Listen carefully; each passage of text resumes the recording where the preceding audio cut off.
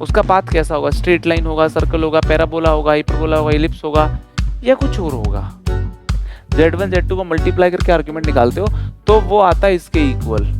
अब ये जो क्वांटिटी है, ये क्वांटिटी कौन, ये वाली quantity will always be equal to, साथ में इसका ज्योमेट्रिकल मीनिंग समझने का प्रयास करूं तो मैं कहूंगा कि x, y पॉइंट को एक बंदिश में डाल दिया तो z जो है वो इस सर्कल पे कहीं पे भी हो सकते हैं, यहाँ पे हो सकते हैं, यहाँ पे हो सकते हैं, यहाँ पे हो सकते हैं, यहाँ पे हो सकते हैं। परपेंडिकुलर बाइसेक्टर वो खास जगहें होती हैं जिनके ऊपर अगर आप कोई बिंदु लोगे,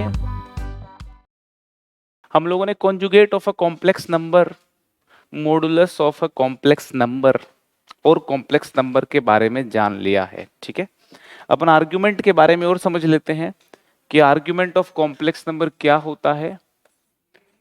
argument of a complex number, argument of a complex number, complex number का आर्ग्यूमेंट।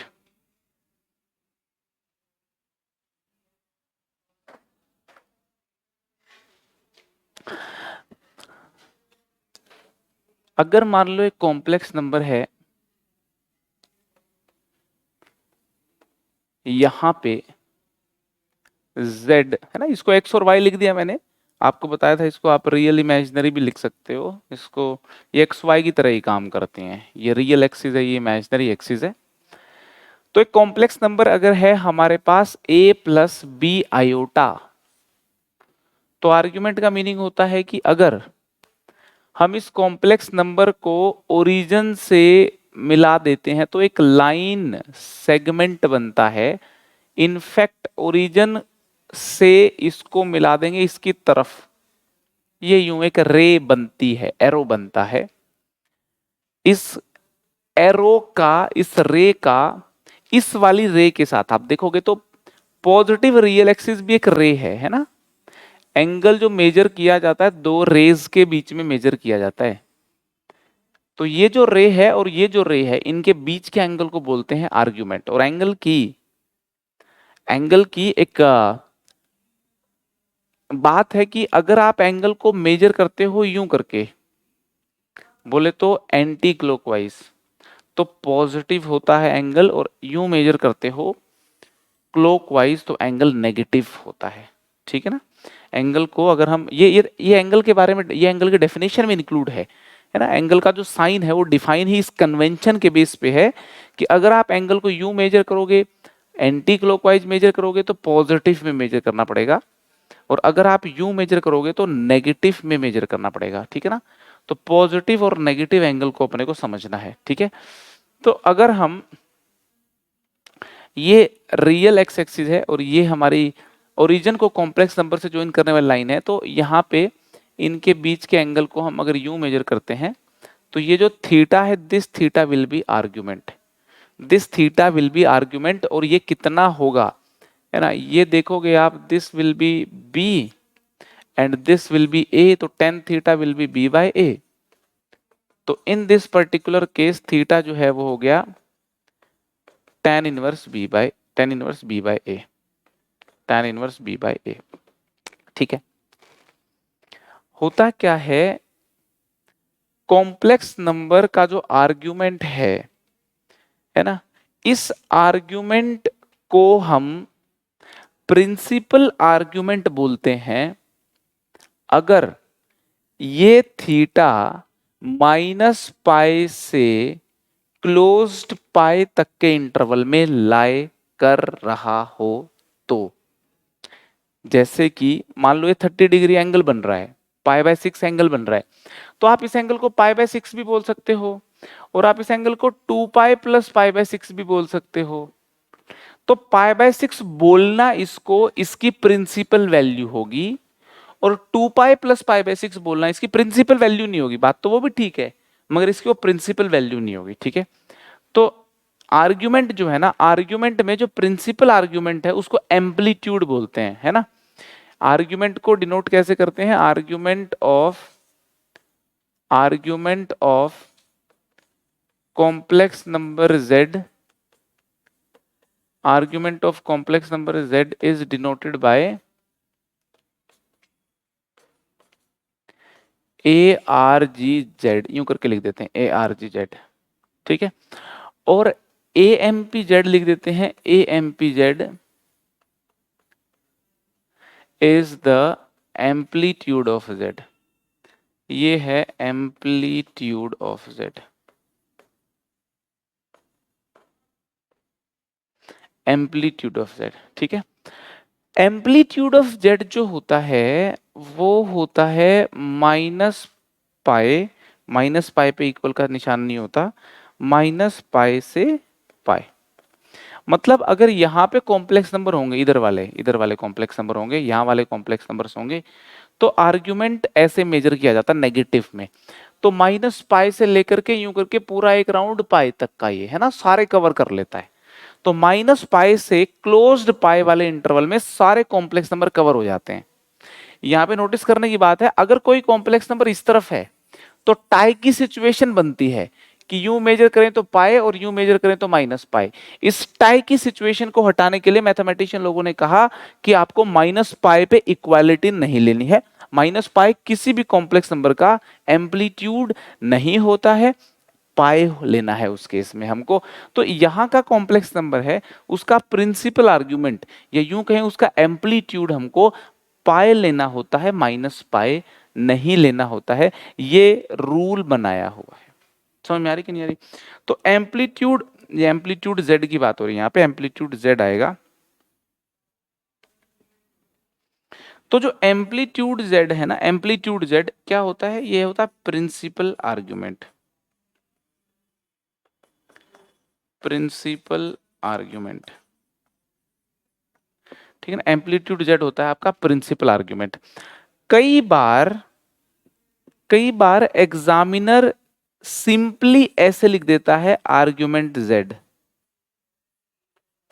कायदे से तो अगर कोई हमें पूछे कि सर ये 1 प्लस आयोटा है, इसका आर्ग्यूमेंट बताओ, तो मुझको बोलना चाहिए पाई बाय 4 है जी, मुझको बोलना चाहिए यूं घुमा के pi minus pi by 4, minus pi by 4, कि माइनस पाई बाय 4 भी है जी, ये देखो 2 pi plus pi by 4, 9 pi by 4 है जी, और ऐसे करके बहुत सारी पॉसिबिलिटीज हैं, ठीक है ना। इसको बोलते हैं जनरल आर्ग्यूमेंट। क्या बोलते हैं? General argument. मगर कोई सिंपली आर्ग्यूमेंट अगर बोलता है तो इसका मतलब वो एम्पलीट्यूड का ही डिस्कशन कर रहा है। समझ में आ रही कि नहीं आ रही? अगर कोई आर्ग्यूमेंट लिख देता है तो कायदे से तो वो जनरल आर्ग्यूमेंट होना चाहिए, मगर ऑप्शन के हिसाब से देख लेंगे हम। अगर जनरल आर्ग्यूमेंट में ऑप्शन नहीं दिए हुए तो समझ जाएंगे अपन कि वो क्या दे रखा है, प्रिंसिपल आर्ग्यूमेंट के ऑप्शन दे रखे हैं। समझ रहे हो मैं क्या कहना चाहता हूं? ठीक है। अगर हम प्रिंसिपल आर्ग्यूमेंट निकालना चाहें हर क्वाड्रेंट के कॉम्प्लेक्स नंबर्स का, तो देखिए कुछ यूं निकालते हैं। जैसे मान लो हमारा फर्स्ट क्वाड्रेंट में कॉम्प्लेक्स नंबर है ना, एक बार जल्दी से देख लेते हैं, बड़े इंपॉर्टेंट केसेस हैं। यहाँ पे कोई कॉम्प्लेक्स नंबर है ना, जैसे अभी क्या 1 प्लस आयोटा, तो इसका कितना होगा, आर्ग्यूमेंट कितना होगा इसका? पाई बाय 4 हो जाएगा, ठीक है जी। अगर ये कॉम्प्लेक्स नंबर सेकंड क्वाड्रेंट में होता, ये कॉम्प्लेक्स नंबर यहां होता, -1 प्लस आयोटा होता, तो इसका आर्ग्यूमेंट कितना होता?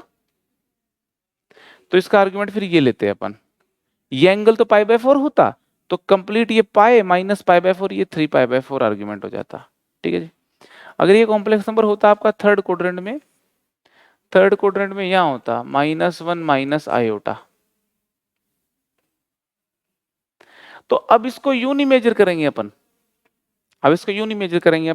क्यों? क्योंकि अब ये पाई से बड़ा चला गया, और यहां पे डेफिनेशन बनाने वालों ने कहा है कि सर पाई या उससे छोटा होना चाहिए, तो पाई से चला गया बड़ा, तो अब इसका मेजरमेंट यूं नहीं करना अपने को, अब इसका मेजरमेंट करना अपने को यूं। तो ये एंगल मैग्नीट्यूड वाइज देखोगे तो पाई बाय 4 है, मैग्नीट्यूड वाइज देखोगे तो ये 3 पाई बाय 4 है, मगर मैग्नीट्यूड नहीं ना, अपने को तो पूरा एंगल मेजर करना है साइन के साथ, तो इस एंगल को बोलेंगे अपन -3 पाई बाय 4। ये समझना है। थर्ड क्वाड्रेंट में आते ही नेगेटिव होना चालू हो जाता है आर्ग्यूमेंट, ठीक है। और अगर फोर्थ क्वाड्रेंट में आता है, यहाँ पे फोर्थ क्वाड्रेंट में आ गया -1 माइनस आयोटा +1, -1 माइनस आयोटा हो गया ना, हाँ +1 माइनस आयोटा, तो फिर ये करके -π/4 इसका आर्ग्यूमेंट हो जाएगा। ठीक है, सिंपल है बिल्कुल एकदम। अगर कॉम्प्लेक्स नंबर यहाँ पे होता, इधर होता, मान लो यहाँ है कॉम्प्लेक्स नंबर -5 + 0 आयोटा, तो ओरिजिन को इससे मिलाया, ये लो पॉजिटिव रियल एक्सिस ये है ना, पॉजिटिव रियल एक्सिस के साथ एंगल देखा जाता है। तो अब की बार जो एंगल होगा वो यूं लोगे तो पाए और यूं लोगे तो -π, तो ये डेफिनेशन वाइज बना रखा है कि यार इसका अपने को पाए बोलना आर्ग्यूमेंट, ठीक है ना। नेगेटिव एक्स मतलब नेगेटिव रियल पे अगर कोई कॉम्प्लेक्स नंबर है तो उसका आर्ग्यूमेंट पाए होता है, और पॉजिटिव पे देखो पॉजिटिव रियल एक्सिस ऐसी होती है, अगर कॉम्प्लेक्स नंबर यहाँ पे है तो ओरिजिन से इसको ज्वाइन करेंगे तो ये ऐसे हो गया, तो ये और ये इन दोनों का डायरेक्शन हो गया 0, तो इसका आर्ग्यूमेंट है आपका, आर्ग्यूमेंट अगर देखेंगे 5 + 0 आयोटा का, तो वो 0 होता है। तो रियल नंबर का आर्ग्यूमेंट 0 भी हो सकता है, -5 जैसे यहाँ पे है, रियल नंबर का आर्ग्यूमेंट पाई भी हो सकता है, डिपेंड करता है कि रियल नंबर पॉजिटिव की दिशा में है या फिर नेगेटिव की दिशा में है। ठीक है, ओरिजिन के आर्ग्यूमेंट का क्या सीन है सर? अगर मैं बात करूं आर्ग्यूमेंट ऑफ ओरिजिन की, तो आर्ग्यूमेंट ऑफ 0,0 कितना होगा? आर्ग्यूमेंट ऑफ 0 + 0 आयोटा, इसकी बात भी कर लेंगे। अच्छा उससे पहले मुझे बताओ, अच्छा एक्स एक्सिस पे मैंने दोनों तरफ लेके दिखा दिया आपको केस। अगर मान लो यहाँ पे लेता हूँ, वाई पे लेता हूँ मैं, जैसे लेता हूँ मैं 0 + 2 आयोटा, ठीक है, ये हमारी है आपकी रियल एक्सिस पॉजिटिव वाली, और ये कॉम्प्लेक्स नंबर ऐसा है, तो इसका आर्ग्यूमेंट π/2 आ जाएगा। ठीक है, पॉजिटिव वाई पे लोगे तो आर्ग्यूमेंट π/2 होगा, है ना। और ये लो नेगेटिव वाई की तरफ अगर लेंगे हम, नेगेटिव वाई की तरफ अगर हम लेंगे तो ये जो आर्ग्यूमेंट होगा ये -π/2 होगा। ठीक है ना, समझ में आ रही बात आपको? ठीक है, 0,0 का आर्ग्यूमेंट डिफाइन नहीं होता। दुनिया का एक अकेला ऐसा कॉम्प्लेक्स नंबर है जिसका आर्ग्यूमेंट होता ही नहीं है। 0 + 0 आयोटा का आर्ग्यूमेंट इज नॉट डिफाइंड, है ना, इसका इसका बोलेंगे अपन आर्ग्यूमेंट डिफाइंड नहीं है ना, आर्ग्यूमेंट डिफाइंड ही नहीं है। Argument of origin is not defined,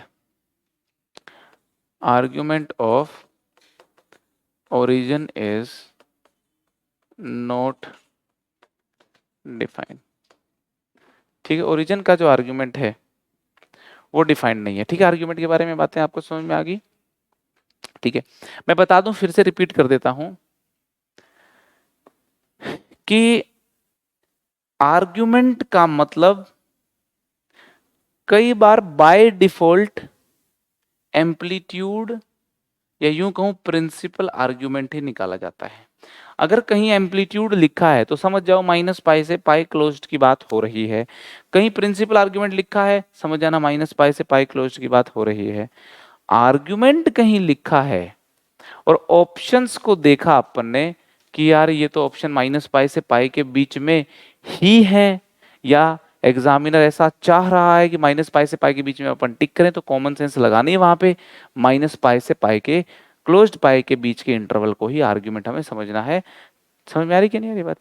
है ना, आर्ग्यूमेंट के दो मीनिंग निकलते हैं जनरली। जनरल आर्ग्यूमेंट जिसकी बात बहुत ही कम होती है, जनरल आर्ग्यूमेंट का मतलब तो होता है कि भाई फिर जनरल फॉर्म में एंगल लिख के दिखाओ आप, और नहीं तो फिर प्रिंसिपल आर्ग्यूमेंट तो आप समझ चुके हो। किस क्वाड्रेंट के कॉम्प्लेक्स नंबर्स का आर्ग्यूमेंट कैसे मेजर किया जाता है ये बात भी अपन समझ चुके हैं। ओरिजिन का जो आर्ग्यूमेंट है वो डिफाइंड नहीं होता। ठीक है, अब देखिए जरा कुछ और बातें हैं।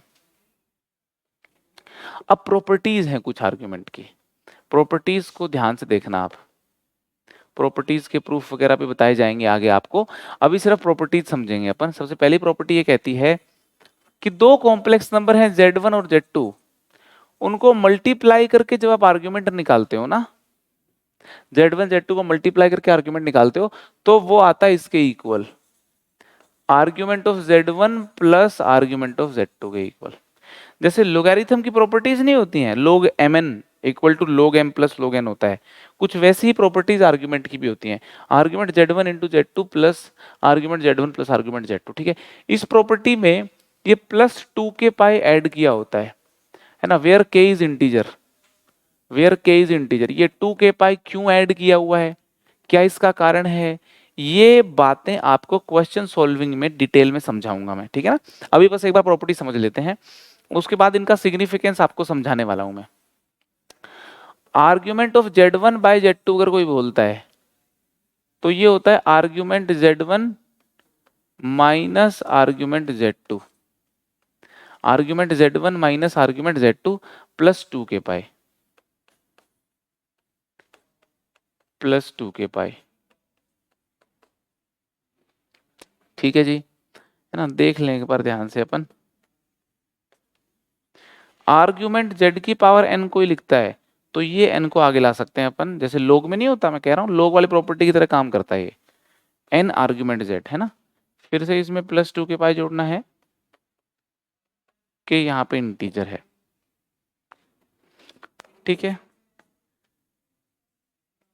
अगर मान लो ऐसे बहुत सारे कॉम्प्लेक्स नंबर लिख रखे हैं, argument of z1 into Z2 into Z3 into Zn divide by y1 into y2 and so on yn, तो ये इक्वल हो जाएगा argument Z1 plus argument Z2 and so on argument Zn minus argument y1 minus argument y2 minus argument yn plus 2k पाई के यहाँ पे integer, ठीक है ना। ऐसे करके लिखा हो तो भाई जो मल्टीप्लाई वाले हैं उनके आर्ग्यूमेंट जोड़ दो, दो जो डिवाइड वाले हैं उनके आर्ग्यूमेंट आप माइनस कर दो, लास्ट में प्लस 2k पाई ऐड करना जरूरी है, इसकी सिग्निफिकेंस आपको बताई जाएगी, पहले एक बार सुन लीजिए, ठीक है। आर्ग्यूमेंट ऑफ z बार और आर्ग्यूमेंट ऑफ z में क्या रिलेशन है वो समझने का प्रयास करते हैं। देखिए जरा, सबसे पहले तो आपको पता होना चाहिए कि अगर कॉम्प्लेक्स नंबर z यहां पे है, यहां पे है z a plus B iota, तो z बार कहां पे होगा, a माइनस बी आयोटा, वो होगा x एक्सिस में मिरर इमेज, क्योंकि x कोऑर्डिनेट तो सेम है, y कोऑर्डिनेट में चेंज हुआ है तो y एक्सिस के अलोंग जो है मूवमेंट होगी, ठीक है। तो z और z बार मिरर इमेज होते हैं एक दूसरे की x एक्सिस में, ये बात तो अपन नोट कर ही लेते हैं यहाँ पे, और इसका जरूरत पड़ जाता है कई बार बहुत जगहों पे। z and z bar are the mirror images of each other in x axis, real axis की बात कर रहा हूं मैं, mirror images of each other in real axis, ठीक है। अब देखो अगर आर्ग्यूमेंट ऑफ z थीटा होगा, आर्ग्यूमेंट ऑफ z अगर थीटा होगा तो यहां से अपन बोल सकते हैं कि यार आर्ग्यूमेंट ऑफ z बार जो है क्या होगा, argument of z minus theta होगा, ठीक है। ये बात दिख रही है ना, अगर यहाँ पे होता कॉम्प्लेक्स नंबर, यहाँ होता मान लो, तो ये z होता, यहाँ पे ये z बार होता, आर्ग्यूमेंट ऑफ z जो भी थीटा आता माइनस थीटा उसके बार का z हो जाता, उसके बार का आर्ग्यूमेंट हो जाता, ठीक है जी। ये बात जो है ना, argument of z bar is equal to minus times argument of z, ये बात सब जगह वैलिड होती है एक्सेप्ट कुछ जगहों पे, देखने में लग रहा है मजा आ रहा है एकदम, आर्ग्यूमेंट ये किताबों में लिखी मिल जाएगी आपको, आर्ग्यूमेंट ऑफ z थीटा है तो argument of z bar minus theta होगा, तो argument of z bar is minus times argument of z, ये बात बोलना बिल्कुल ठीक है, मगर इसमें कुछ कमियां हैं वो समझनी है अपने को, कि अगर मान लो कॉम्प्लेक्स नंबर, मेरा कॉम्प्लेक्स नंबर यहां पे है, मान लो मेरा कॉम्प्लेक्स नंबर यहां पे है z1 minus 5 plus 0 iota,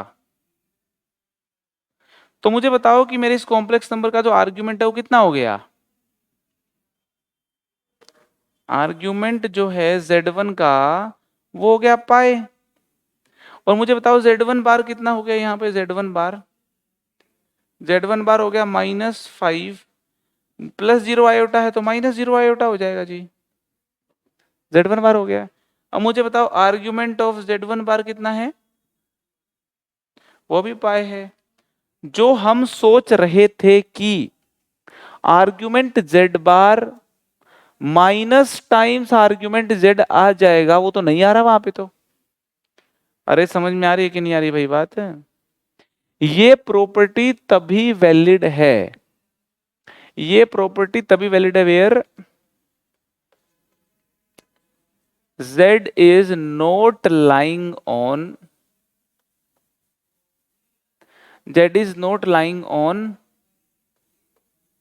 negative real, not lying on negative real axis।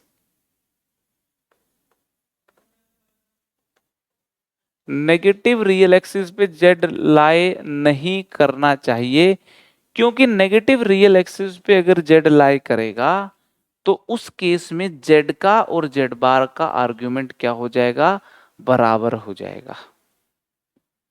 समझ में आ रही है। अदरवाइज Z और Z बार के आर्ग्यूमेंट में ये वाली रिलेशन फॉलो होती है। तो यार ये वाली बात भी अपन ने नोट कर ली, ये वाली बात भी अपन नोट कर लेते हैं। ठीक है जी, चलिए बहुत ही बढ़िया, लिखना चाहो तो लिख लो जरा। ये आर्ग्यूमेंट की कहानी है, इसको जल्दी से अपन नोट कर लें।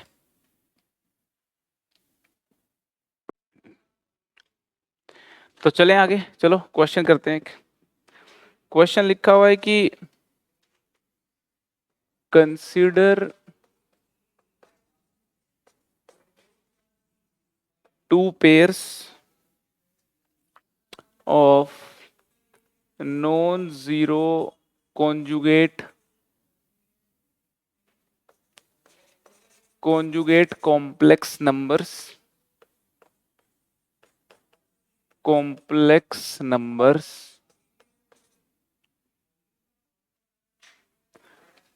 Z1, Z2 एक पेयर है, Z3, Z4 दूसरा पेयर है। ठीक है, पूछा है कि find the value of argument Z1 by Z3 plus argument Z2 by Z4। ठीक है, consider two pairs of non zero conjugate complex numbers Z1, Z2 and Z3, Z4। Find the value of argument Z1 by Z3 plus argument Z2 by Z4।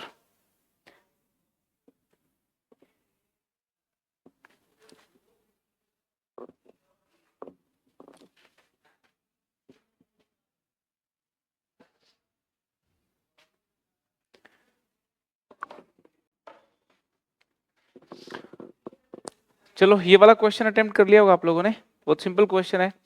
पूछा है कि इसकी value बताओ आप। तो इसमें यार argument of something plus argument of this thing, we can write this argument of, है ना, क्या हो गया Z और ये दूसरा Z हो गया, Z1 Z2 टाइप का कुछ हो गया, तो मल्टीप्लाई कर सकते हैं इनको अपन मल्टीप्लाई कर देंगे तो कुछ ऐसा सीन हो जाएगा, है ना। Argument Z1 into Z2 upon Z2 into Z1 into Z2 upon Z3 into Z4। और Z1 और Z2 एक दूसरे के कॉन्जुगेट हैं, है ना, एक दूसरे के कॉन्जुगेट है। तो इसका मतलब भाई ऊपर तो हो गया Z1 बार और नीचे हो गया Z3 बार का होल स्क्वायर। ऊपर तो हो गया Z1 मॉडुलस का होल स्क्वायर, मतलब ये हो गया Z2 की Z1 बार और नीचे हो गया Z3 बार। ठीक है, तो Z1 बार कितना हो गया, मोड Z1 का स्क्वायर, Z3 बार कितना हो गया, मोड Z3 का स्क्वायर। ठीक है ना, इसने कहा कॉन्जुगेट है, तो Z2 जो है बेसिकली Z1 का कॉन्जुगेट है और Z4 जो है वो Z3 का कॉन्जुगेट था। तो Z1 बार हो गया मोड Z1 का स्क्वायर, Z3 बार हो गया मोड Z3 का स्क्वायर। ठीक है, तो ये हो गया हमारा पॉजिटिव रियल नंबर। क्योंकि नॉन जीरो लिखा है, जीरो हो नहीं सकता, नेगेटिव हो नहीं सकता। तो ये बात देख लें, ये पॉजिटिव रियल नंबर हो गया। अगर ये पॉजिटिव रियल नंबर हो गया तो इसके आर्ग्यूमेंट को जीरो होना चाहिए, ऐसा सीन हो गया। ठीक है जी, इसका आर्ग्यूमेंट जो है कंबाइंड का, ये वाले का जीरो होना पड़ेगा। ठीक है, नेक्स्ट क्वेश्चन है एक और, ये वाला प्रॉब्लम सॉल्व करें। कीजिए जरा इस क्वेश्चन को solve.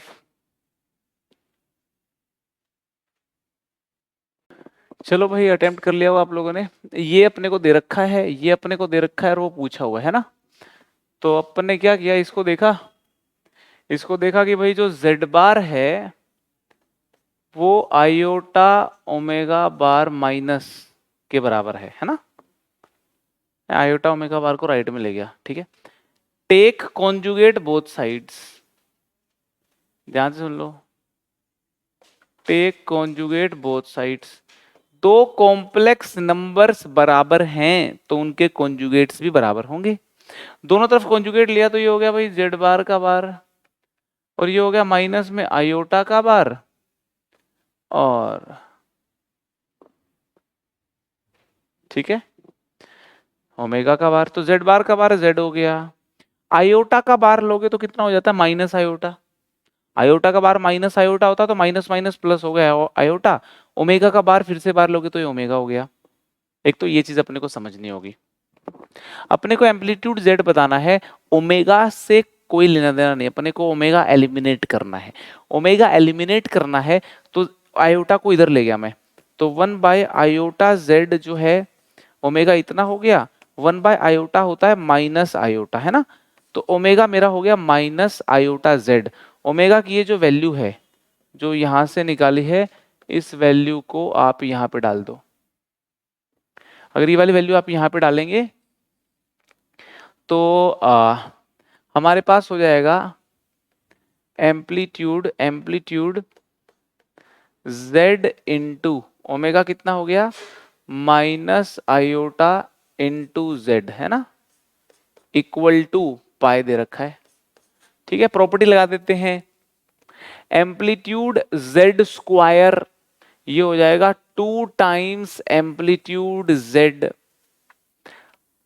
Plus amplitude minus iota, ठीक है ना, माइनस आयोटा। माइनस आयोटा का एम्पलीट्यूड कितना होता है जी, माइनस आयोटा इधर होता है तो माइनस पाई/2 होता है। इसका एम्पलीट्यूड कितना होता है, माइनस पाई/2। ठीक है, ध्यान से सुनना बात को, माइनस पाई/2। तो ये माइनस पाई/2 हो गया ना, ये लो, ये माइनस पाई/2 हो गया, तो राइट में जाकर के पाई प्लस पाई/2 कितना हो गया, 3 पाई/2 हो गया, और लेफ्ट में है 2 एम्पलीट्यूड z। तो यहां से देख लें अपन कि एम्पलीट्यूड z जो है वो हो गया 3 पाई/4 प्लस 2 के पाई ऐड करना है अपने को। क्यों करना है, मैंने कहा था कि जो एम्पलीट्यूड है उसकी वैल्यू माइनस पाई और पाई के बीच में होनी चाहिए। ये वैल्यू आ रही है क्या, माइनस पाई पाई के बीच में आ रही है, ये आ रही है, तो इस पर्टिकुलर केस के लिए के मेरा 0 हो जाएगा। कितना हो जाएगा इस पर्टिकुलर केस के लिए। अगर कुछ आंसर आ जाता है ऐसे 7 पाई/4 ऐसे कुछ आ जाता, फिर के की कोई वैल्यू ऐसी लेनी होती, मान लो -1 ले ली मैंने, सच दैट कि ये जो वैल्यू है ये माइनस पाई से पाई वाले इंटरवल में आ जाए। फिर हमें एक ऐसा के पिक करना है कि मेरा आंसर जो इंटरवल आपको माइनस पाई से क्लोज्ड पाई का बताया उसमें लैंड कर जाए। इस पर्टिकुलर प्रॉब्लम के लिए के की वैल्यू 0 वो वैल्यू है कि अपना जो आंसर जिस इंटरवल में चाहते हैं उसमें लैंड कर जाएगा। समझ में आ रही है भाई। तो बड़ा ही सिंपल प्रॉब्लम था ये, ठीक है। तो इसने कहा है आप बताइए एम्पलीट्यूड z क्या होगा, तो 3 पाई/4 हो गया वो तो, ठीक है जी, है ना। चले आगे। तो एक और प्रॉब्लम लिखा है मैंने, ये लीजिए, करिए जरा इस सवाल को सॉल्व करें, इस क्वेश्चन को सॉल्व। चलिए देखिए जरा, आप लोगों ने अटेम्प्ट कर लिया होगा। वही बिल्कुल एग्जाम में आने लायक क्वेश्चन है, लोगों से नहीं होता है और बहुत इजी है। ये लिखा है अपना modulus Z1 plus Z2 plus Z3, है ना। अगर मैं इसको ऐसा लिख दूं कि Z1 माइनस वन मॉडुलस के अंदर Z2 minus to, Z3 minus three plus six, तो बताओ पहले लिखना ठीक है क्या? कोई प्रॉब्लम नहीं है। अब मैंने कहा कि यह है एक कॉम्प्लेक्स नंबर, यह है सेकंड कॉम्प्लेक्स नंबर, यह है थर्ड कॉम्प्लेक्स नंबर और यह है फोर्थ कॉम्प्लेक्स नंबर। तो सहमत हैं आप इस बात से? चार कॉम्प्लेक्स नंबर्स हो गए ये।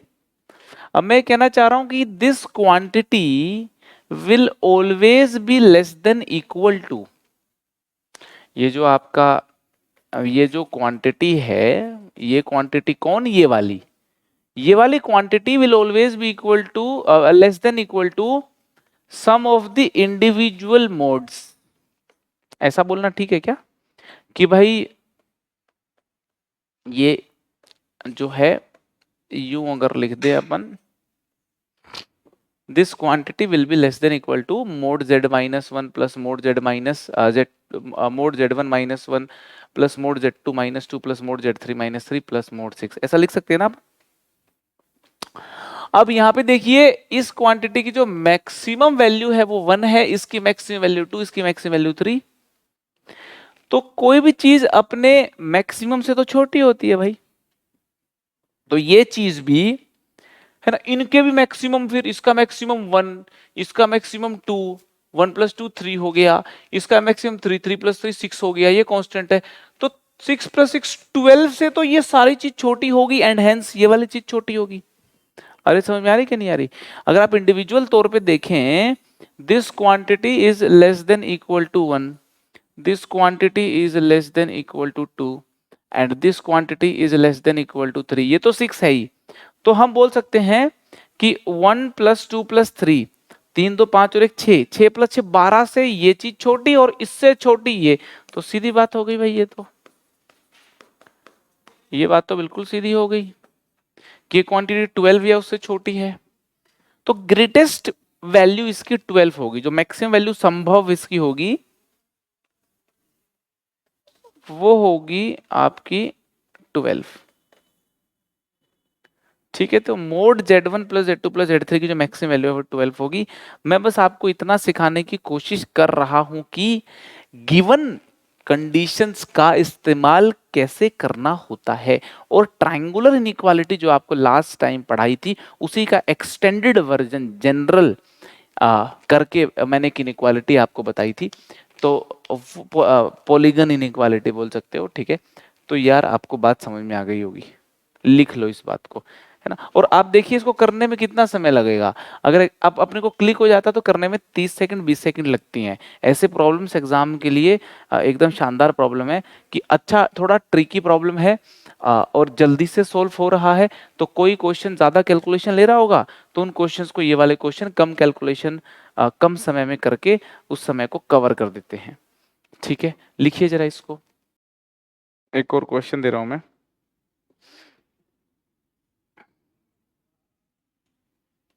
नोट कर लिया? चलिए नेक्स्ट क्वेश्चन कुछ यूं है कि if mod z minus 5 plus 7 iota is equal to 9, then find the greatest and least value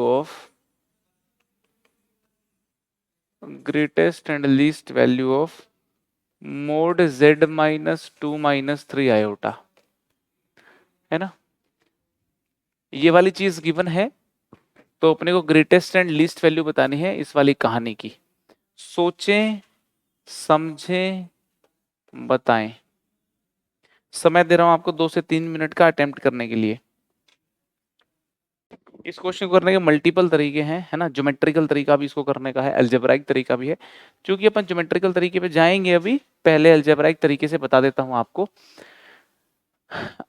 अपने को ये पकड़ना है, ये वाली क्वांटिटी है ना, तो ये आपका मोड z -2 - 3 आयोटा। तो मैंने इसको ना थोड़ा सा ऐसे लिख लिया, z -5 + 7 आयोटा यूं करके। तो -5 में अगर अपन करते हैं +3 तो -2 मिल जाएगा अपने को, ठीक है ना। +3 करते हैं, ठीक है, और -7 में करते हैं अपन +4 तो -3 आयोटा मिल जाएगा अपने को, ठीक है भाई। इसकी थोड़ी शकल बदल के मैंने ऐसे लिख दिया है, कोई समस्या तो नहीं है ना अपने को, ठीक है। ये पूरी कहानी को अगर आप देखोगे तो this can be taken as Z1 and this can be taken as Z2। तो इसको Z1 + Z2 की नजरों से देखा जाए तो हम जानते हैं कि दिस इज ग्रेटर देन और equal to mod Z1 minus mod Z2 के मोड से ये वाली चीज बड़ी या बराबर होती है। तो मोड Z1 कितना है, मोड Z1 तो 9 दे रखा है, माइनस मोड Z1 तो 9 है, और मोड Z2 कितना है 5।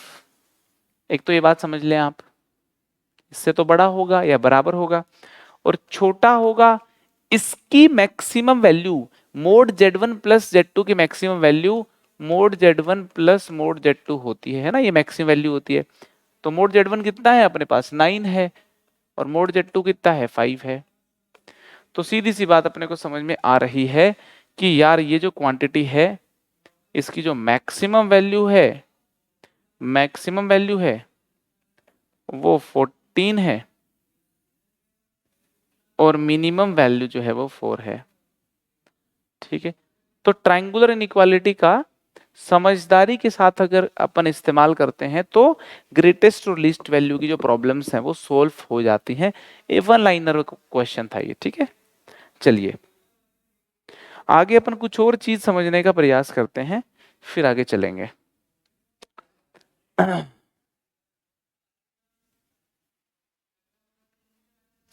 कॉम्प्लेक्स नंबर्स के प्रॉब्लम्स जो होते हैं वो थोड़ा सा अपन दिमाग का इस्तेमाल ठीक से करें और कैलकुलेशन स्मार्टली करते हैं तो यार 3-4 लाइन में हो जाते हैं क्वेश्चन, मैक्सिमम क्वेश्चन 3-4 लाइन में हो जाते हैं, बाकी छोटे छोटे क्वेश्चन भी होते हैं, ठीक है। अपन लोकस को पढ़ने का प्रयास करते हैं ना, लोकस, लोकस पढ़ते हैं, उसके बाद जो है फिर वापस प्रॉब्लम सॉल्विंग पे आएंगे। तो लोकस क्या होता है पता ही होगा आप लोगों को, लोकस क्या होता है आप कुछ बताओगे, लोकस क्या होता है, किसको बोलते हैं लोकस। पाथ, कौन से वाला पाथ, कोई भी जैसे दिल्ली से लेकर के चंडीगढ़ जो रास्ता जा रहा है ये वाला लोकस पाथ, ये वाला। क्या कह रहे हो, किसी पॉइंट के, अब मच्छर उड़ के जा रहा है जैसे इधर से उधर, तो वो पॉइंट ऐसे ऐसे जा रहा है तो लोकस होगा वो। देखो क्या होता है, कोई भी चीज जब मूव करती है ना तो वो किसी न किसी कंस्ट्रेंड में मूव तो करती ही है। मेरे पास कंस्ट्रेंड है, मैं इधर ही मूव कर रहा हूँ, है ना। तो ऐसे ही मैथमेटिकल इक्वेशंस होती हैं जो पॉइंट्स को कंस्ट्रेंड में डाल देती हैं। बात समझने का प्रयास करना, अगर मैं लिखूं x² + y² = 4, ये x और y में अलजबरा की एक इक्वेशन तो है ही, साथ में इसका ज्योमेट्रिकल मीनिंग समझने का प्रयास करूं तो मैं कहूंगा कि x, y पॉइंट को एक बंदिश में डाल दिया, और बंदिश ये है कि x के स्क्वायर + y के स्क्वायर को 4 होना पड़ेगा। तो ये जो बंदिश होती है एक पॉइंट के ऊपर, और इस बंदिश के बाद, इस गिवन कंस्ट्रेंट के बाद जो वो पाथ ट्रेस करता है वो लोकस होता है, ठीक है। तो जब जब लोकस होगा तो एक पाथ होगा, है ना, मगर वो पाथ ट्रेस किया गया होगा एक बंदिश के अकॉर्डिंग, ठीक है ना। तो पाथ ट्रेस तो एक बड़ा ही वेग सी बात हो गई, path traced by a point which is moving according to given condition. एक गिवन कंडीशन के हिसाब से जब वो मूव करता है फिर जो पाथ बनता है वो इस कंडीशन के करस्पॉन्डिंग ज्योमेट्रिकल मीनिंग होगा, ज्योमेट्रिकल पाथ होगा, लोकस होगा। समझ में आ रही कि नहीं आ रही? तो लोकस ये तो अपन जानते हैं, आप लोग बिल्कुल सही बोल रहे थे वैसे तो, कि locus is a path traced, है ना। Locus is a path traced by a point, variable point, है ना, by a variable point, by a variable point. क्यों पाथ ट्रेस कर रहा है variable point? By a variable point. क्यों path trace कर रहा है वेरिएबल पॉइंट? क्योंकि आपने उसको एक कंडीशन में डाला हुआ है ना, variable point which is moving according to the given constraint और गिवन कंडीशन, गिवन कंडीशन। ठीक है, अब मैं क्या कर रहा हूं, मैं कई सारी कंस्ट्रेंट आपको दे रहा हूं और उन कंस्ट्रेंट्स को देख के बताना है कि उसके पाथ, उसका पाथ कैसा होगा, स्ट्रेट लाइन होगा, सर्कल होगा, पैराबोला होगा, हाइपरबोला होगा, इलिप्स होगा या कुछ और होगा। ठीक है ना। सबसे पहला मैंने कहा कि ऐसे कौन से कॉम्प्लेक्स नंबर जेड हैं जिनका मॉडुलस 1 हो जाए। ऐसे कौन से कॉम्प्लेक्स नंबर हैं जेड जिनका मॉडुलस 1 हो जाए, बता दोगे क्या? ऐसे कौन से जेड हैं जिनका मॉडुलस, जिनका मॉडुलस 1 हो जाए? हम्म, हाँ एक सर्कल पे होंगे। भाई एक बात बताओ, एक सर्कल बना देता हूं, एक सर्कल बनाता हूं जिसकी रेडियस हो 1, ठीक है ना, और सेंटर हो 0,0। तो इस सर्कल पे ये कॉम्प्लेक्स नंबर ले लिया आपने, तो इसका मोड भी 1। ये वाला कॉम्प्लेक्स नंबर ले लिया, इसका मोड भी 1। ये वाला कॉम्प्लेक्स नंबर ले लिया, इसका मोड भी 1। ये वाला कॉम्प्लेक्स नंबर ले लिया, इसका मोड भी 1। ये वाला कॉम्प्लेक्स नंबर ले लिया, इसका मोड भी 1। मतलब मोड जेड इक्वल टू 1 का मतलब है, मोड जेड क्या होता है, ओरिजिन से कॉम्प्लेक्स नंबर की दूरी। तो ओरिजिन से कॉम्प्लेक्स नंबर की जो दूरी है वो 1 रहे, ऐसे कॉम्प्लेक्स नंबर कहाँ पाए जाएंगे? ऐसे कॉम्प्लेक्स नंबर तो सर्कल पे पाए जाएंगे यार। तो जेड जो है, जेड की हर संभावना को आप मिलाओगे तो सर्कल बन जाएगा। समझ में आ रही कि नहीं आ रही? तो locus of z will be a circle. ये बात समझ में आ रही है अपने को? तो अगर मोड जेड इक्वल टू 1 है तो ऐसे कॉम्प्लेक्स नंबर जो इस इक्वेशन को सेटिस्फाई कर रहे हैं वो इनफाइनाइट कॉम्प्लेक्स नंबर्स हैं, और वो इनफाइनाइट कॉम्प्लेक्स नंबर्स सर्कल के ऊपर बैठे हुए हैं। ठीक है, so locus of, in this case locus of z will be, locus of z will be circle. और सर्कल जो है वो ऐसा है whose radius, whose radius will be equal to 1 and center will be equal to 0,0। ठीक है, कोई परेशानी तो नहीं है इसके अंदर? ठीक है, चलिए अगर मैं यहाँ पे कर देता 4 कर देता फिर क्या होता? फिर 4 रेडियस वाला सर्कल ओरिजिन को सेंटर मानते हुए ऐसा ड्रॉ कर देते आप, ये हो जाता लोकस। अरे समझ में आ रही है क्या? अब मैं एक और बात बोल रहा हूं आपसे, मैं बोल रहा हूं कि इक्वेशन देखिए कुछ ऐसी है, मोड z-4 इक्वल टू 2। बताइए z का पाथ क्या होगा? ये कंडीशन दे दी, z को इस कंडीशन को सेटिस्फाई करना पड़ेगा। तो इस कंडीशन को सेटिस्फाई करते हुए, इस कंडीशन को सेटिस्फाई करते हुए z का पाथ क्या होगा मुझे बताइए जरा। सर्कल होगा। एक बात हमें समझने का प्रयास करना है सबसे पहले, तो आगे अपन कहानी सीखें, है ना। वेक्टर्स में आपको पढ़ाया गया होगा कि जी एक बिंदु का पोजीशन वेक्टर, एक बिंदु ए है, ए का पोजीशन वेक्टर z1 वेक्टर है, बी का पोजीशन वेक्टर मान लो z2 वेक्टर है। तो ए और बी के बीच की जो दूरी है ना, वो position vector of B minus position vector of A, और इसका मोड होती है, पता है ना ये बात आपको? ये बात पता है आपको? Position vector of B minus position vector of A, बिल्कुल उसी प्रकार से Z1 माइनस Z2 क्या होगी? Z1 माइनस Z2 हो गई कॉम्प्लेक्स नंबर Z1 और Z2 के बीच की दूरी। तो यहाँ पे एक चीज तो अपने को नोटिस करनी है, नोटिस दैट कि अगर मान लो एक है पॉइंट ए जिसके करस्पॉन्डिंग कॉम्प्लेक्स नंबर Z1 है, दूसरा है पॉइंट बी जिसके करस्पॉन्डिंग कॉम्प्लेक्स नंबर Z2 है, तो ए और बी के बीच का जो डिस्टेंस है वो Z1 माइनस Z2 का मोड हो जाएगा। तो मोड Z1 माइनस Z2 एक ऐसी दूरी को रिप्रेजेंट कर रहा है जो कॉम्प्लेक्स नंबर Z1 और Z2 के बीच की है। तो अगर कोई पूछे कि इसका ज्योमेट्रिकल सेंस बताओ आप, तो geometrical sense of Z1 minus Z2, this is the distance between, है ना, इसका ज्योमेट्रिकल सेंस अपने को पता होना चाहिए। This is the distance between two complex numbers, two complex numbers Z1 and Z2, Z1 and Z2, ठीक है। तो ये बात अपने को नोट करनी थी, ये नोट कर लिया अपन ने, ठीक है जी। यहाँ पे आ जाएं तो आप इसको नजरों से देखो Z1 और Z2 की, तो ये Z है और ये 4 है। Z एक ऐसा कॉम्प्लेक्स नंबर है जिसकी 4 से डिस्टेंस 2 के बराबर है। अच्छा जी, 4 को बना लेते हैं अपन, यहां बना लिया 4, 4 का मतलब है 4,0, ठीक है। Z एक ऐसा कॉम्प्लेक्स नंबर है जिसकी 4 से दूरी 2 है।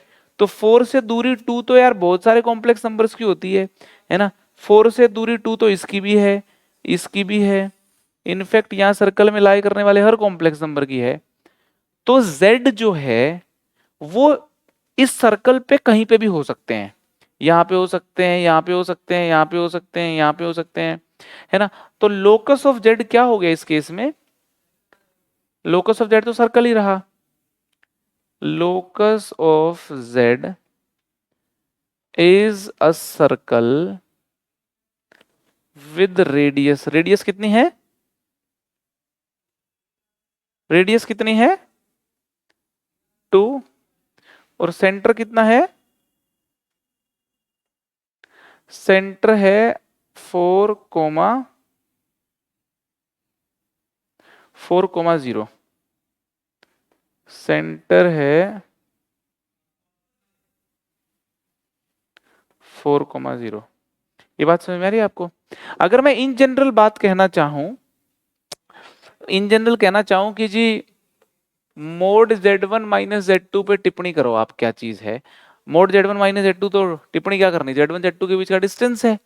और अगर मैं कहना चाहूं कि अगर मैं दो कॉम्प्लेक्स नंबर ले लेता हूं, Z minus Z0 is equal to A, है ना, वेयर A मेरा पॉजिटिव नंबर है, ऑब्वियस सी बात है भाई, पॉजिटिव चीज पॉजिटिव के बराबर ही दूंगा मैं आपको, है ना, नेगेटिव के बराबर तो दूंगा नहीं, ठीक है जी।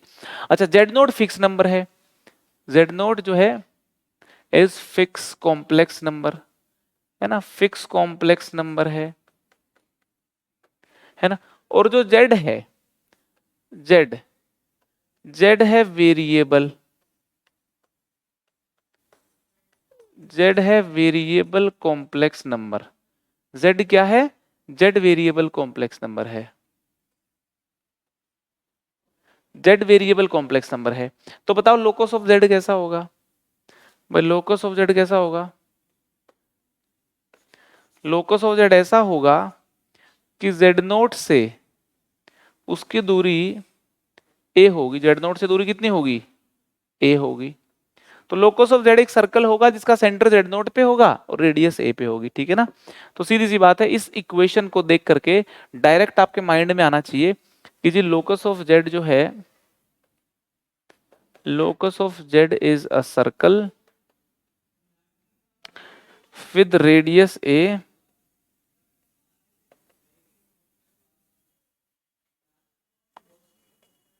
and center Z0।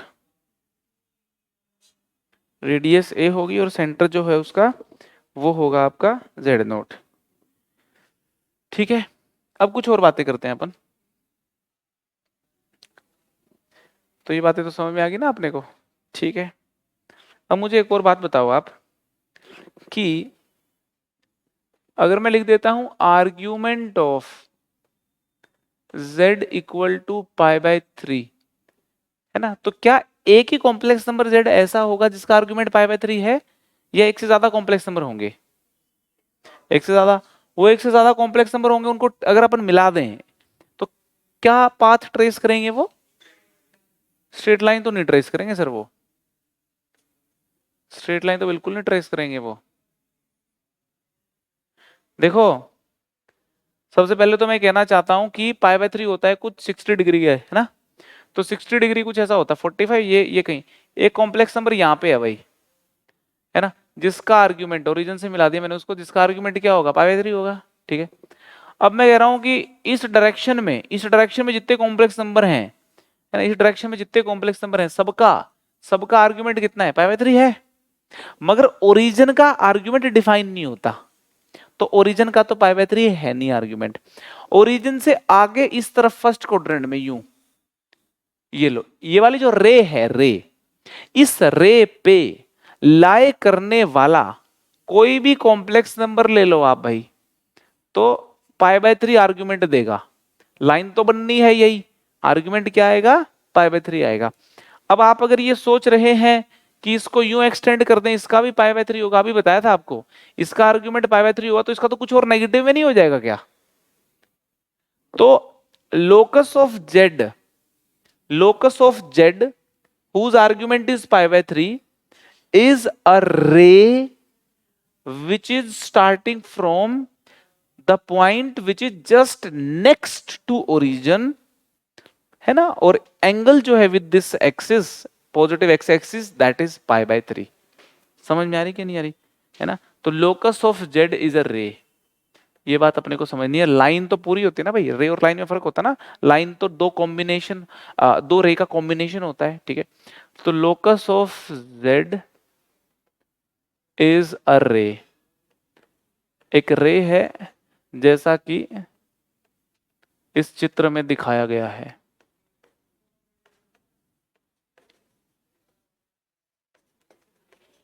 ठीक है जी। अब मुझे एक और बात बता दो मैं यहां पे लिख रहा हूं कि जी argument of z minus z nought is equal to theta. तो इन जनरल अगर बात करते हैं अपन, इन जनरल बात करते हैं, देखो सीन कैसा बनेगा।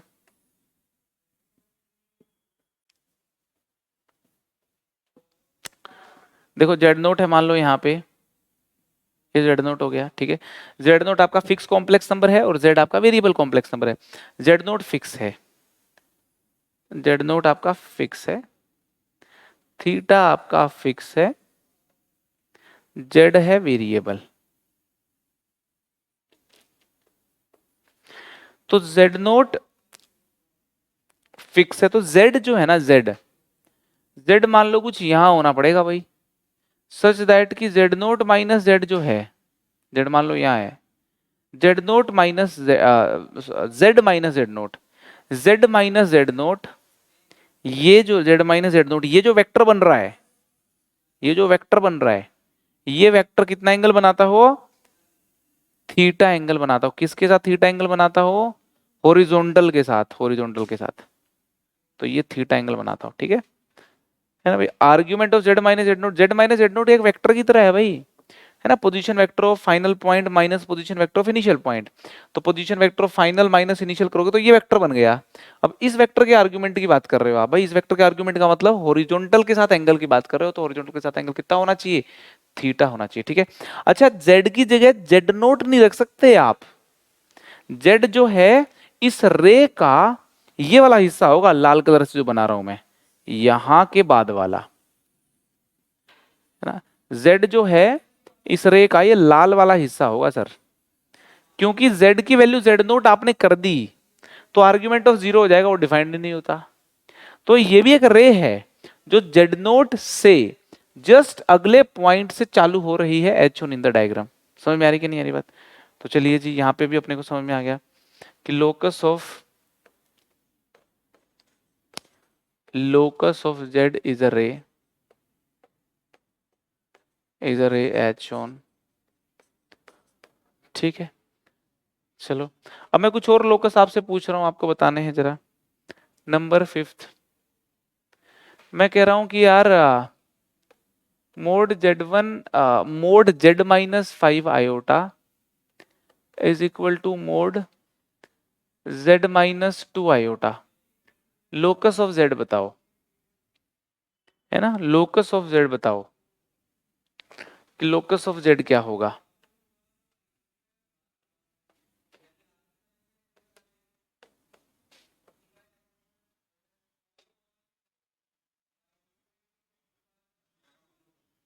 हैं जी, क्या कह रहे हो,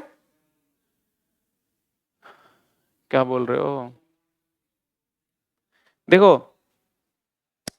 इस बात को समझने का प्रयास करते हैं अपन, है ना। ये मैं रियल एक्सिस इमेजिनरी एक्सिस ही बना रहा हूं, एक्स वाई लिख रहा हूं, ठीक है। यहां पे कहा गया है कि 5 आयोटा से z की दूरी, ओके जी। यहां कहा गया है कि 2 आयोटा से z की दूरी, ठीक है जी।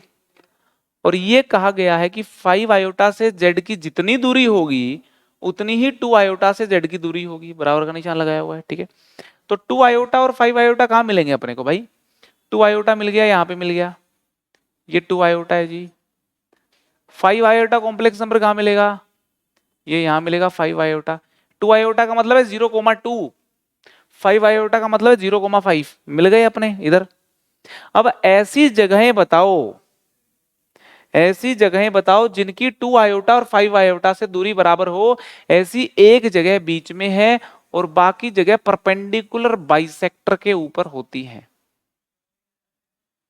किलो परपेंडिकुलर बाइसेक्टर वो खास जगहें होती हैं जिनके ऊपर अगर आप कोई बिंदु लोगे तो इसका यहां से डिस्टेंस और यहां से डिस्टेंस आएगा बराबर निकल करके, है ना। परपेंडिकुलर बाइसेक्टर, ये अगर बिंदु ए मान लिया, ये अगर बिंदु बी मान लिया, तो ए बी लाइन सेगमेंट का जो परपेंडिकुलर बाइसेक्टर होगा वो इसका लोकस होगा। ये बात समझ में आ रही है अपने को?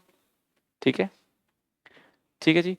तो कुल मिलाकर के मैं ये कहना चाहता हूं कि जनरल अगर बात करते हैं अपन अपन अगर जनरल बात करते हैं, कोई आपको बोल देता है z minus Z one equal to Z minus Z two, ऐसा कोई बोल देता है, तो आप उसको ये बोलिए कि सर Z1 Z2 को प्लॉट करें आप, ये Z1 है, ये Z2 है, तो Z1 Z2 को ज्वाइन करने वाला जो लाइन सेगमेंट है, इस लाइन सेगमेंट का को ज्वाइन करने वाली जो परपेंडिकुलर बाइसेक्टर लाइन होगी ना, इस परपेंडिकुलर बाइसेक्टर लाइन को बोलेंगे कि यार ये इसका लोकस है।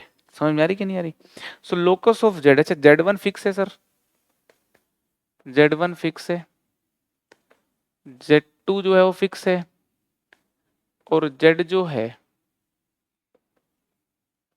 वो वेरिएबल है, ठीक है। तो लोकस ऑफ जेड जो है, locus of Z is a line, और लाइन भी कोई ऐसी वैसी लाइन नहीं, खास line, is a line which is perpendicular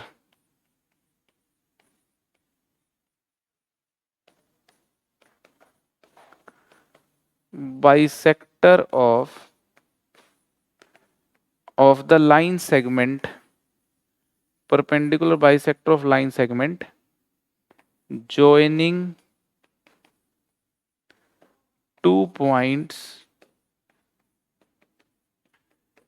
Z1 and Z2। बातें समझ में आ रही हैं क्या अच्छे से? ठीक है जी, चलिए पहले इसको नोट डाउन करें फिर आगे चलते हैं अपन।